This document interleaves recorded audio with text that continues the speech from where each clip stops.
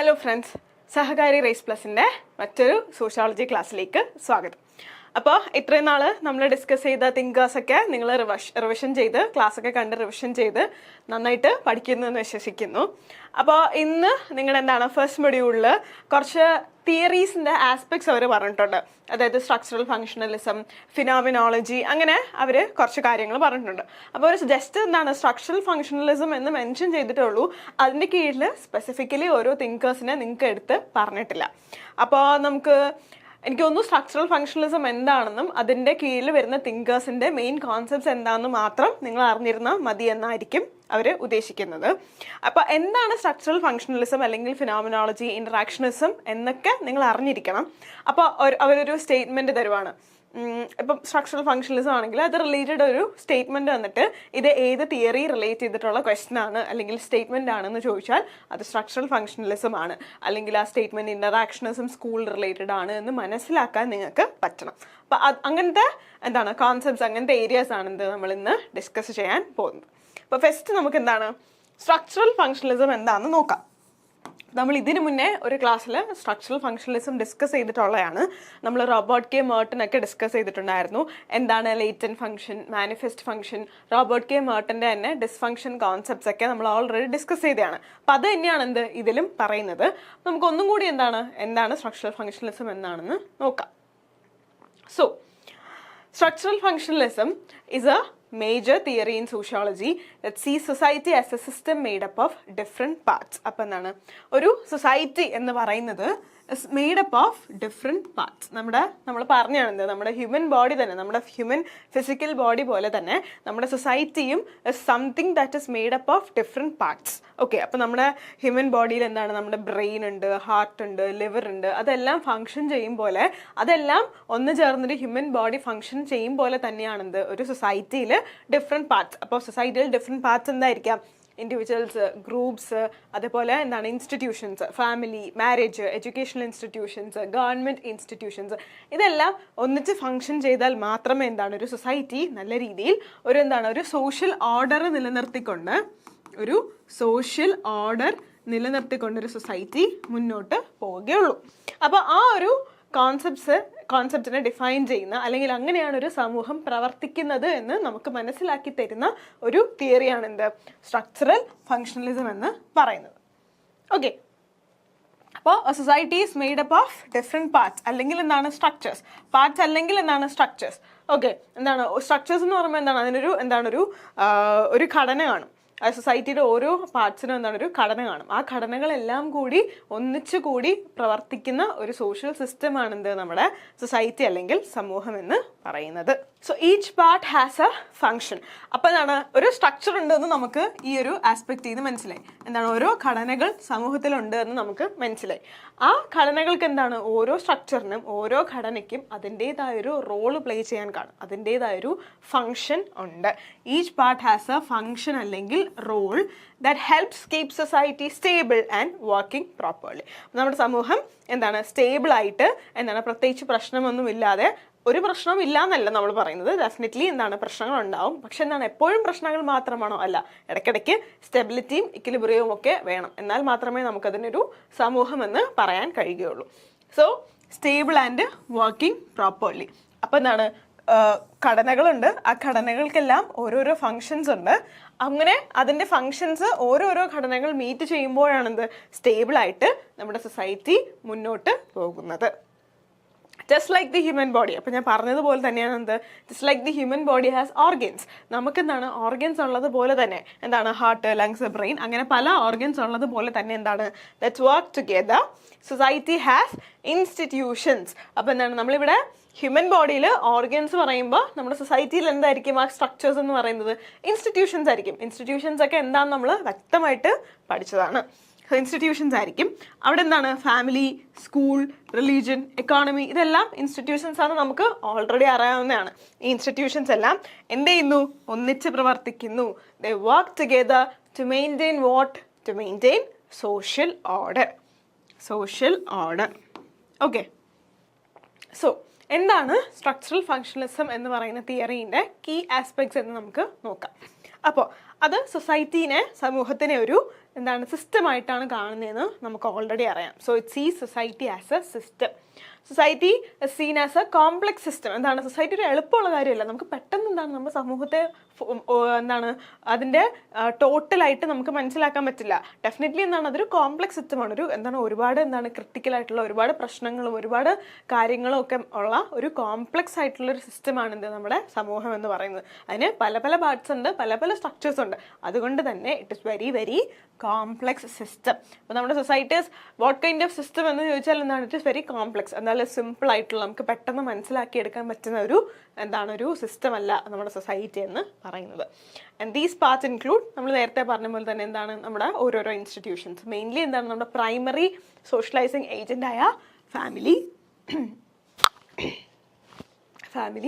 Education, religion, law, economy, government, ഇതെല്ലാമാണ് എന്ത് നമ്മുടെ സൊസൈറ്റിയിലെ സ്ട്രക്ചേഴ്സ് എന്ന് പറയുന്നത്.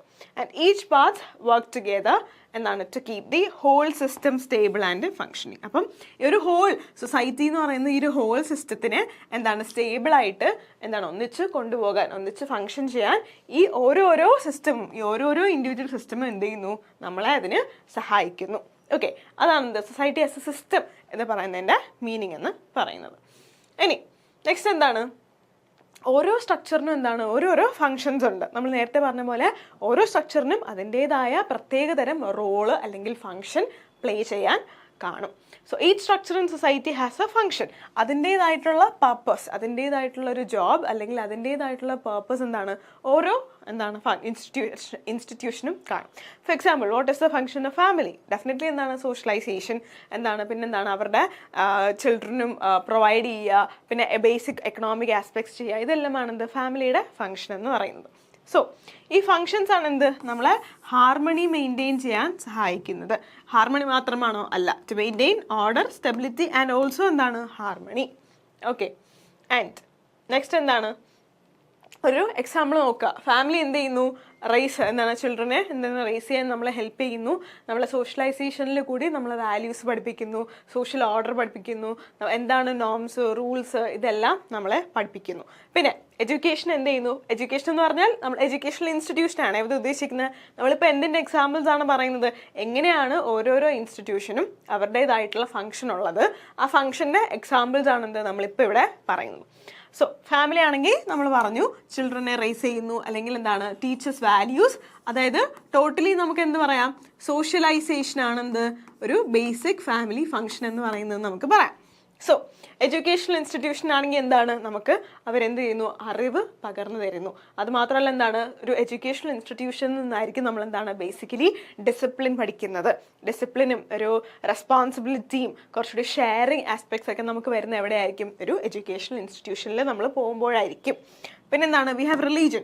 റിലീജിയൻ എന്ന് നമുക്ക് തരുന്ന ഒരു മോറൽ ഗൈഡൻസും അതുപോലെ തന്നെ എന്താണ് ഒരു സോഷ്യൽ യൂണിറ്റിയും എന്താണ് റിലീജിയൻ നമുക്ക് സഹായിക്കുന്നു. അപ്പോൾ റിലീജിയൻ നമുക്ക് എന്താണ് ഇങ്ങനെ ചെയ്യുന്നത് തെറ്റാണ്, അല്ലെങ്കിൽ ആ ഒരു റിലീജിയന് ഓരോ റിലീജിയനും അവരുടേതായ എന്താണ് റൂൾസ് ആൻഡ് റെഗുലേഷൻസ് ഉണ്ടായിരിക്കും, വിശ്വാസങ്ങൾ ഉണ്ടായിരിക്കും, അങ്ങനെ പല ആസ്പെക്ട്സ് ഉണ്ടായിരിക്കും. അപ്പോൾ അതെല്ലാം എന്ത് ചെയ്യുന്നു? റിലീജിയനിൽ നിന്ന് നമുക്ക് ലഭിക്കുന്നു. പിന്നെ വി ഹാവ് ലോ. ലോയും എന്താണ് ഒരു ഇൻസ്റ്റിറ്റ്യൂഷനാണ്. ലോ എന്ത് ചെയ്യുന്നു? നമ്മുടെ ബിഹേവിയറും കൺട്രോൾ ചെയ്യുന്നു. It controls our behaviour and resolves conflicts. എന്താണ് നമുക്ക് തോന്നുന്ന പോലെ നമ്മുടെ സമൂഹത്തിൽ എപ്പോഴും ഇറങ്ങി പ്രവർത്തിക്കാൻ പറ്റില്ല. എന്താണ് വി ഹാവ് ഇപ്പോൾ നമ്മൾ റോഡിൽ ഒരു വണ്ടി കൊണ്ടിറങ്ങുവാണെങ്കിൽ വി ഹാവ് ട്രാഫിക് റൂൾസ്. ആ റെഗുലേഷൻസ് പാലിച്ച് മാത്രമേ നമുക്ക് എന്താണ് നമ്മുടെ റോഡിൽ വണ്ടി ഓടിക്കാൻ പറ്റുകയുള്ളൂ. ഇല്ലെങ്കിൽ നമുക്ക് എന്താണ് അവർ പെറ്റി അടിക്കും, ചാർജ് ചെയ്യും നമുക്ക്, അല്ലേ, ഫൈൻ ചാർജ് ചെയ്യും. അതുപോലെ നമ്മുടെ ബിഹേവിയറിനെ കൺട്രോൾ ചെയ്യുന്നു ആൻഡ് കോൺഫ്ലിക്ട്സിനെ റിസോൾവ് ചെയ്യുന്നു. എങ്ങനെ കോൺഫ്ലിക്ട്സിനെ റിസോൾവ് ചെയ്യുന്നു എന്ന് പറയും? എന്തെങ്കിലും ഒരു എന്താണ് പ്രശ്നമെന്ന്, ഫോർ എക്സാമ്പിൾ നമ്മുടെ വീട്ടിലൊക്കെ എപ്പോഴും നടക്കുന്ന ഒരു സംഭവമാണ് എന്ത് വസ്തു തർക്കം എന്ന് പറയുന്നത്. അപ്പോൾ എന്താണ് അവിടെ ഒരു കോൺഫ്ലിക്റ്റ് ഉണ്ടാകുന്നു, ഒരു പ്രശ്നം ഉണ്ടാകുന്നു. അപ്പോൾ അതിനെ എന്താണ് അതിനൊരു സൊല്യൂഷൻ കണ്ടുപിടിക്കാൻ വി ഹാവ് ലോസ്. എന്താണ് നമ്മൾ നിയമം എഴുതി വെച്ചിട്ടുണ്ട് വസ്തു തർക്കത്തിൽ. അല്ലെങ്കിൽ നമ്മൾ എന്ത് ചെയ്യുന്നു? പോലീസിനെ കോൺടാക്ട് ചെയ്യുന്നു, പിന്നെ അളക്കാൻ ആൾക്കാരെ വിളിക്കുന്നു, അങ്ങനെയൊക്കെ നമ്മൾ കാണാറില്ലേ. അതെല്ലാം എന്താണ് ലോ റിലേറ്റ് ചെയ്തിട്ടുള്ള എന്താണ് സോഷ്യൽ ഫങ്ഷനാണ്. ഓക്കെ, നെക്സ്റ്റ് തേർഡ് ആസ്പെക്ട് എന്താണ്? Social order and stability. അപ്പം ഏറ്റവും മെയിൻ ആയിട്ടുള്ള ഏറ്റവും ഇമ്പോർട്ടൻ്റ് ആയിട്ടുള്ള ഗോൾ എന്താണ്? നമ്മുടെ ലക്ഷ്യം എന്താണ്? ആ ഒരു നമുക്കൊരു സ്ട്രക്ചർ ഉണ്ട് നമ്മുടെ സൊസൈറ്റിയിൽ. അപ്പം ആ സ്ട്രക്ചറിലെ ഓരോരോ ഇൻസ്റ്റിറ്റ്യൂഷൻസും കാഴ്ചവെക്കുന്ന ഫങ്ഷൻസിനും എന്താണ് അതിൻ്റെ എല്ലാം അൾട്ടിമേറ്റ് ആയിട്ടുള്ള ഗോൾ എന്താണ്? ഡെഫിനറ്റ്ലി എന്താണ്? ടു മെയിൻറ്റെയിൻ സ്റ്റെബിലിറ്റി അല്ലെങ്കിൽ social order. Social order maintain ചെയ്യുന്നു എന്ന് പറയുമ്പോൾ എന്താണ്, നമുക്കിവിടെ ഒരു പീസും വേണം, ഒരു സ്റ്റെബിലിറ്റിയും വേണം. അപ്പോൾ ഇതാണ് എന്ത് മെയിൻ എയിം എന്ന് പറയുന്നത്. അപ്പോൾ what is the main aim of structural functionalism അല്ലെങ്കിൽ ഫങ്ഷണലിസം ഇൻ സൊസൈറ്റി എന്ന് ചോദിച്ചാൽ അങ്ങനെ ഒരു സ്റ്റേറ്റ്മെൻറ്റ് ക്വസ്റ്റ്യൻ തന്നിട്ട് നിങ്ങൾക്ക് പല ഓപ്ഷൻസ് കാണും. ചിലപ്പോൾ സോഷ്യൽ ഓർഡർ ആയിരിക്കും, അല്ലെങ്കിൽ അവർ പറയും social conflict maintain ചെയ്യാനായിരിക്കും.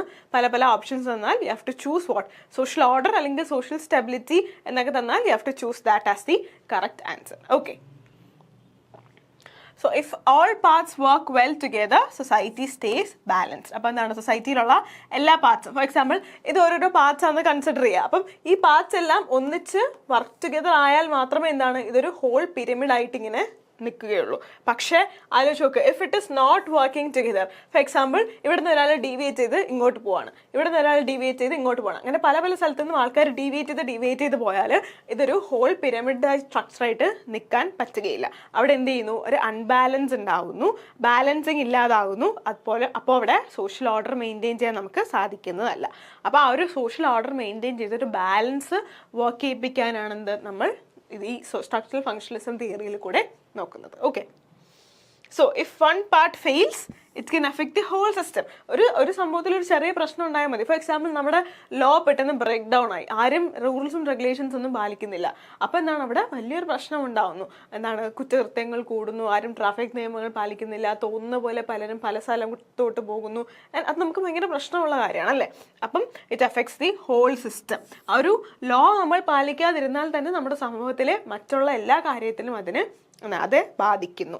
Like A broken gear in A machine. For example ഒരു മെഷീൻ തന്നെ എടുക്കുക. ഇപ്പോൾ ഒരു ഹ്യൂമൻ ബോഡി എടുത്താലും ഒരു മെഷീൻ എടുത്താലും അങ്ങനെ തന്നെയാണ്. ഫോർ എക്സാമ്പിൾ ഒരു കാർ എടുക്കുക. കാറിന് ഏതെങ്കിലും ഒരു സിസ്റ്റം, ഏതെങ്കിലും ഒരു part of the car is not working properly. അപ്പോൾ എന്താണ്, നമുക്ക് ആ കാർ മര്യാദയ്ക്ക് ഓട്ടിക്കാൻ പറ്റുകയില്ല. ഫോർ എക്സാമ്പിൾ ബ്രേക്ക് ഇല്ല, നമുക്ക് എന്ത് ചെയ്യാൻ പറ്റില്ല, അതിന് നമുക്ക് വേണ്ട രീതിയിൽ കൺട്രോൾ ചെയ്യാൻ പറ്റില്ല.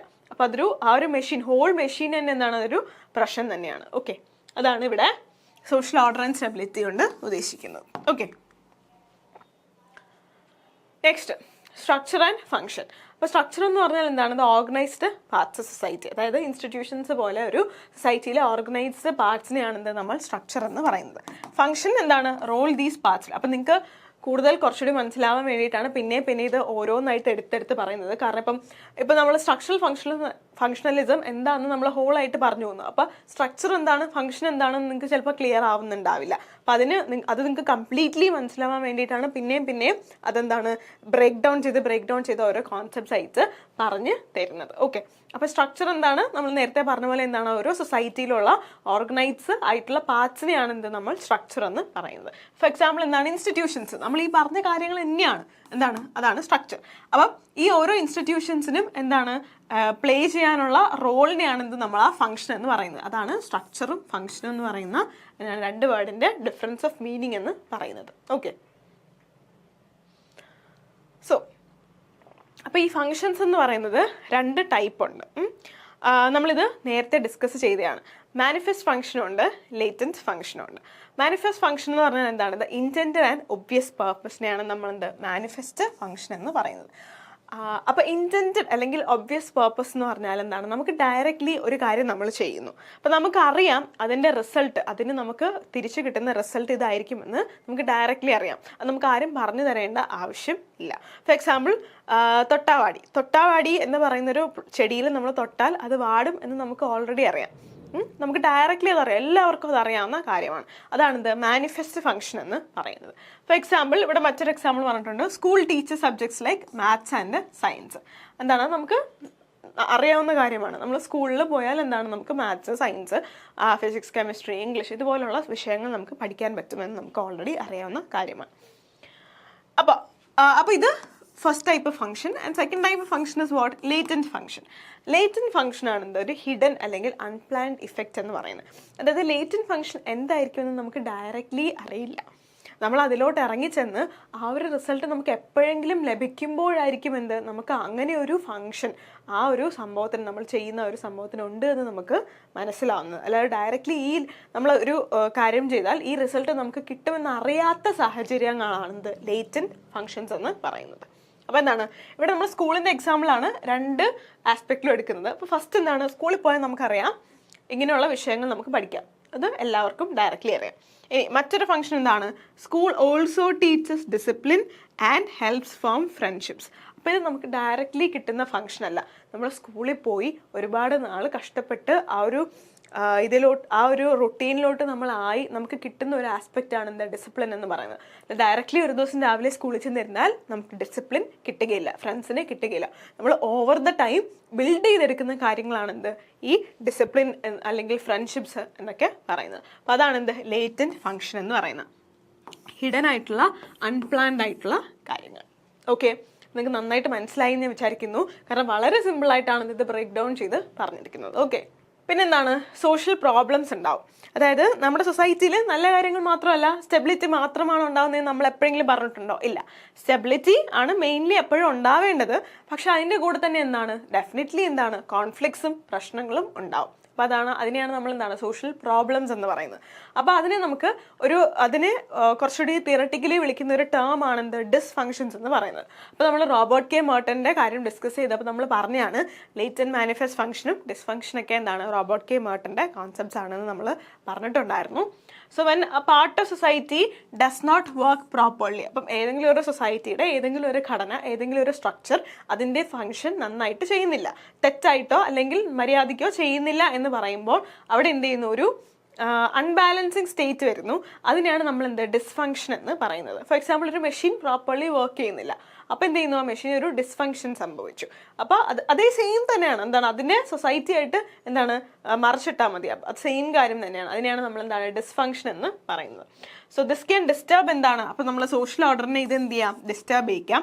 ഫോർ എക്സാമ്പിൾ, എന്തായിരിക്കും ആ ഡിസ്ഫങ്ഷൻസ്? നമ്മുടെ സൊസൈറ്റിയിലാണെങ്കിൽ, മെഷീനിലാണെങ്കിൽ ഏതെങ്കിലും ഒരു പാർട്ടിന് എന്തെങ്കിലും പ്രശ്നം വന്നു എന്ന് നമുക്ക് പറയാം. നമ്മുടെ സൊസൈറ്റിയിലാണെങ്കിൽ what kind of dysfunctions will be there? For example like crime, കുറ്റകൃത്യങ്ങൾ വരുന്നു. പിന്നെ poverty is also kind of dysfunction.